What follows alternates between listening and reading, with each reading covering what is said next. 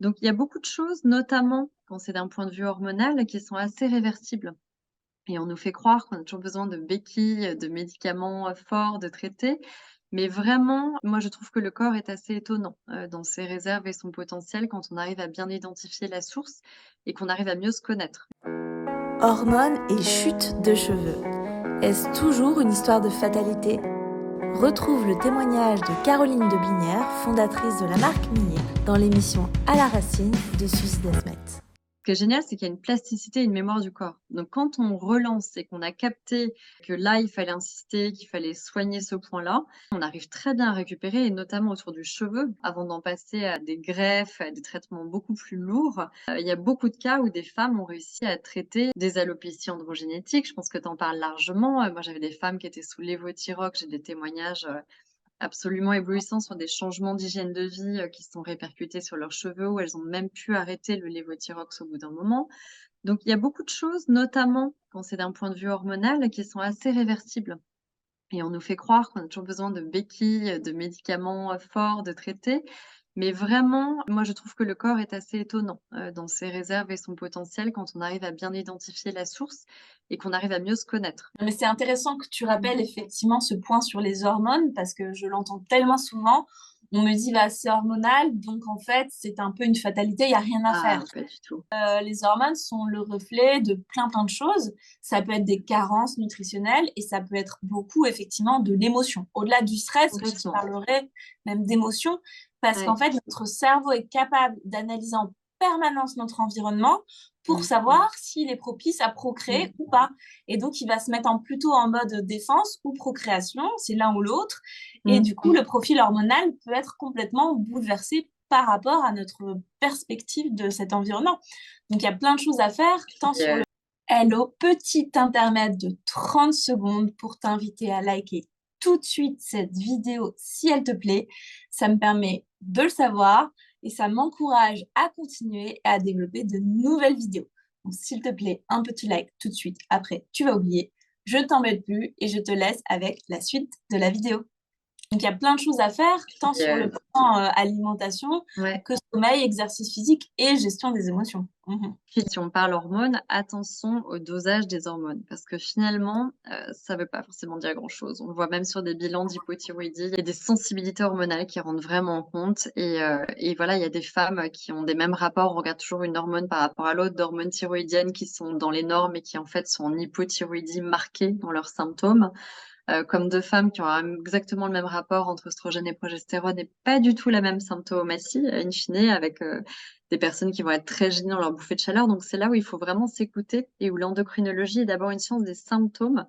Donc c'est très important de comprendre, de noter ces symptômes avec beaucoup de choses réversibles et de prendre le temps de creuser, en fait, ce qui nous va. On n'est pas du tout, pareil pendant nos règles et des variations hormonales chez une femme, c'est tout le temps. Donc on est dans un espèce de manège de systémie, hormonale, qui est récurrente et donc c'est très important de voir, voilà, nous, comment on réagit, à quel moment de notre cycle, comment on peut, mieux lutter, contre ça et effectivement, ça fait vraiment partie d'une hygiène de vie globale. C'est-à-dire qu'à un moment, on peut pas se dire, c'est qu'un produit, un complément alimentaire, un cosmétique qui va régler la chose. Ça se voit d'un point de vue toujours le même triptyque, hein, la gestion du stress, l'exercice physique et puis l'alimentation couplée à la micronutrition. Sans ça, si on n'arrive pas à être heureux, un peu acteur de notre santé, comment j'apprends à reprendre un peu le contrôle, à me sentir alignée et effectivement par voie de conséquence, à mieux dormir, être mieux dans sa peau et cetera. L'exercice physique qui est hyper important parce que cette énergie, faut la régler, la juguler, puis, le corps a besoin d'efforts. Moi, je dis toujours qu'il y a 2 choses. À la fois, il faut un peu, transpirer, évacuer cette énergie, ce trop-plein et à la fois se reconnecter au corps. Donc j'aime beaucoup mélanger, de dire: «Bah, aller faire mais même une marche rapide, peu importe, mais prendre le soleil, une marche rapide et on transpire un peu et on se force un peu et on est bien, on sent son corps, on a des petites courbatures et puis de l'autre côté, on se fait, un peu de yoga ou d'étirements, peu importe, même des étirements dans le lit, mais là, on se reconnecte, on fait le chat, quoi. Et en fait, le mix des 2, c'est assez magique pour se reconnecter au corps.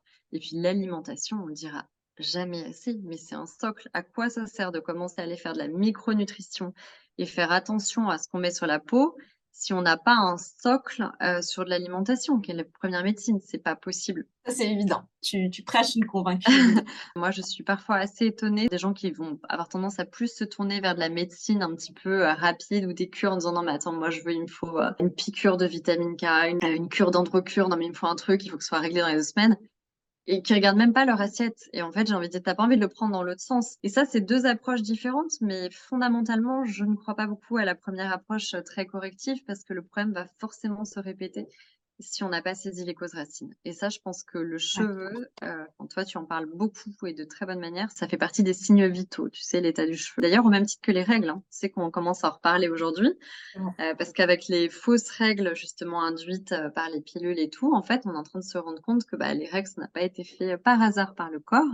Donc c'est un signe vital qui est très important de voir la durée de ces règles, la couleur du sang, tout ça, c'est des choses qui sont un signe de notre état de santé aussi. Et donc, prenons le temps, d'interpréter les messages que le corps nous envoie. Complètement.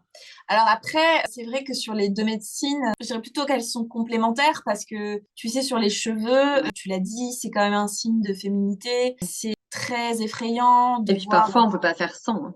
C'est ça. Mmh. Et donc, souvent, on vient me voir en me disant, peut-être je réfléchis au minoxidil, mais elles ont un peu peur de ce que je vais leur dire, alors que pas du tout. Au contraire, en fait, parfois, moi, je conseille même à mes clients d'aller voir enfin, je leur conseille Ouais, toujours évidemment d'aller voir un dermatologue, mais je leur ouais. conseille de se renseigner sur le minoxidil parce qu'en fait, quand elles mettent en place plein de choses au niveau de l'hygiène de vie et qu'au bout de 8 mois, elles constatent toujours rien, on parlait de Bien 3 mois, sûr. mais ça, c'est sur du local. Mais en fait, en réalité, pour un équilibre hormonal, ça prend bien 1 an.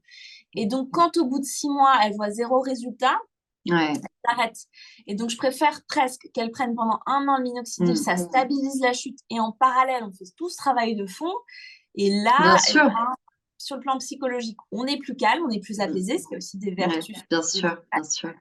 Et on prend le temps de faire les choses en fond. Mais donc, du coup, on traite le Mmh. symptôme, mais on prend le temps derrière de faire la cause. Je suis tout Et à donc, fait c'est d'accord. C'est pour ça qu'ils important. disent un peu médecine intégrative. Mais ce que je veux dire, c'est que l'un ne peut plus évoluer sans l'autre. Et effectivement, hein, tu sais, moi, j'en parlais même sur les hormones. Des femmes qui ont des insuffisances ovariennes prématurées ou d'autres choses, c'est hyper important d'aller effectivement déjà stopper ou quand tu as de l'endométriose très forte, ça peut être extrêmement douloureux, bloquer l'ovulation. Mais heureusement que ça existe et heureusement qu'on peut le faire. Ce que je veux dire, c'est quand on veut résoudre quelque chose dans la durée, dans tous les cas, Évidemment.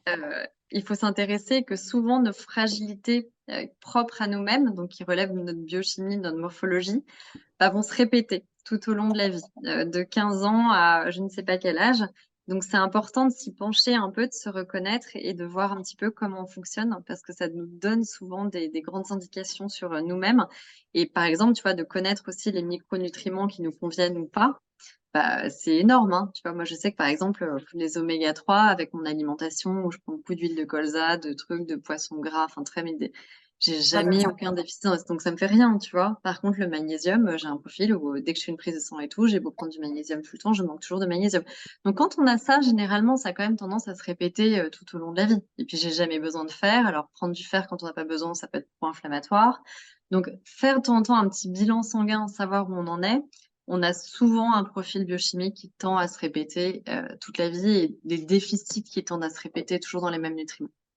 Donc je pense que ça, c'est Complètement. aussi, une clé, qui est importante parce que là, on a dit donc moi, pour le coup, dans mon cas très particulier, il y avait pas tellement de causes nutritionnelles. En revanche, il y a quand même beaucoup de cas où la chute des cheveux, c'est un mix de causes mécaniques et nutritionnelles. Donc typiquement, se resupplémenter en zinc, en biotine, en acides aminés essentiels et tout, ça peut être très important et très intéressant. Moi, il y a des plantes que j'aime beaucoup, la roquette, l'ortie, le romarin qui est hyper efficace aussi sur le cheveu. Ça couplé aux vitamines du groupe B, qui sont super importantes, la N-acétylcystéine, toutes ces choses-là, la cystine, c'est très, très important et très bénéfique, pour le cheveu. Mhm. Donc je ne veux pas du tout, ausculter cette partie-là, même si c'était pas mon cas. Non, mais tout fonctionne ensemble. Et puis, ce que tu dis aussi sur le profil, parfois, il faut aussi Mmh. comprendre ce qui potentiellement crée quand même ces déséquilibres dans notre Ouais, hygiène de vie. Donc, pourquoi il y a la carence en fer. Donc, c'est bien de se complémenter parce que là aussi, il complètement. faut agir vite. L'alimentation va prendre 1000 ans à remonter une carence en Ouais, fer. Donc, il faut se complémenter. Et déjà, il y ouais, a diverses façons de se complémenter pour qu'il n'y ait pas de problème au niveau intestinal. Et derrière, chercher la cause de la carence. Mais donc, il faut agir sur tous les domaines en même temps si on Ouais, veut une action court terme et long terme la plus efficace possible, en fait. complètement. Est-ce que tu as eu des retours qualitatifs, je veux dire, de tes clientes? Ouais. En général, pour quel type de chute elles achètent? Sur quelle durée est-ce qu'elles utilisent le produit? Complètement. Écoute, on a des retours, nos clients sont vraiment trop mignonnes parce qu'elles nous envoient des avant-après. On a eu beaucoup de témoignages, voilà, très visuels et ça fait vraiment plaisir. Quelques hommes qui les utilisent aussi, logique, mais et en fait, non, la plupart, nous, vraiment, notre cœur de cible sur ce produit, c'est des femmes qui ont des chutes de cheveux, suite à des hormonothérapies, des hormonotraitements, des femmes qui sortent de cancer, notamment, qui ont beaucoup perdu leurs cheveux, donc qui veulent stimuler la repousse.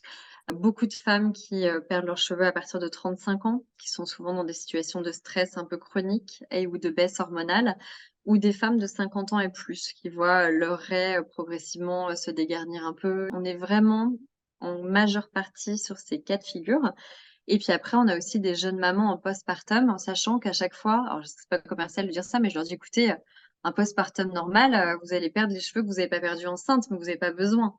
Donc c'est C'est ça. plus, elles pour se rassurer, se sentir belles et cetera. Mais moi, je trouve que c'est pas essentiel en postpartum. Après, c'est super, hein, voilà, si ça leur plaît, mais je dis: «Attendez de voir, attendez 2-3 mois parce que vous perdez les cheveux que vous auriez pas dû perdre et puis si jamais ça dure trop longtemps, que vous avez le sentiment de vous dégarnir, après on passe à ça». Mais en réalité, hein, c'est normal de perdre ses cheveux en postpartum. Mais vraiment, nous, on est plus sur des cas de personnes qui commencent à se dégarnir au niveau des raies, des tempes, au-dessus du crâne, voilà, souvent lié à une baisse hormonale Ok. et Est-ce que toi, tu avais envie d'ajouter quelque chose, nous donner une information complémentaire? il y a de plus en plus de femmes, hein, qui perdent leurs cheveux. Les chiffres, alors on n'a pas les chiffres exacts. Moi, je suis très rationnelle là-dessus, mais on était voir la clinique du cheveu, on a parlé à beaucoup de coiffeurs et tout. Ils disent que c'est alors on a parlé de la chute de cheveux post-Covid qui s'est rajoutée à tout ça, mais l'explosion des problèmes de thyroïde, entre autres, le stress chronique, le Covid et tout, on estimait avant que c'était, à peu près un quart des femmes. Maintenant, c'est devenu quasiment, mainstream, de perdre ses cheveux, quoi. C'est un phénomène qui s'amplifie. Donc à ne pas laisser de côté, puisque ça se récupère. Complètement. En tout cas, un grand merci pour Merci à ton toi, Sylvie. témoignage. Je pense Avec que plaisir. ça va inspirer de nombreuses femmes et c'est toujours un plaisir d'échanger avec toi. On sent la Pareil. passion de ton côté également, donc c'est très chouette. Merci Sylvie, c'était un plaisir. Tu ne veux pas louper les diffusions des prochaines vidéos? Alors clique tout de suite sur le bouton s'abonner en bas à gauche de l'écran.